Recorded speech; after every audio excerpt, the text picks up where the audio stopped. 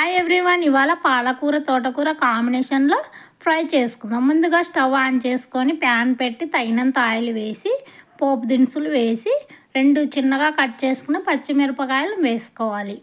ఇందులోనే చిన్నగా కట్ చేసిన ఆనియన్స్ వేసుకోవాలి. ఆనియన్స్ ఎంత ఎక్కువ వేస్తే కర్రీ టేస్ట్ అంత బాగుంటుంది. తగినంత ఉప్పు వేసి ఆనియన్స్ని బాగా మగ్గనిచ్చుకోవాలి. ఈ విధంగా మగ్గిన తర్వాత బాగా కలుపుకోవాలి. ఉప్పు కొంచెం మనం ఎక్కువ వేసుకోకూడదు, చూసుకొని వేసుకోవాలి. ఎందుకంటే ఆకుకూరల్లో ఆల్రెడీ సాల్ట్ ఉంటుంది కాబట్టి. ఇందులోనే తగినంత పసుపు, కారం వేసి కలుపుకొని మనం బాగా కలుపుకున్న తర్వాత ముందుగా కడిగి కట్ చేసిన తోటకూరను వేసుకోవాలి. ఇందులోనే పాలకూరను కూడా వేసుకోవాలి. ముఖ్యంగా ఈ ఆకుకూరలు తినడం వల్ల చాలా బెనిఫిట్స్ ఉన్నాయి మనకి.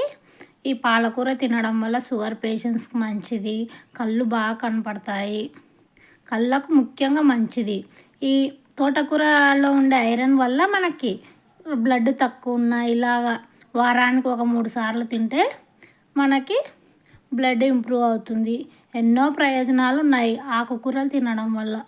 తక్కువ రేట్లోనే ఎంతో ఆరోగ్యంగా ఉండొచ్చు.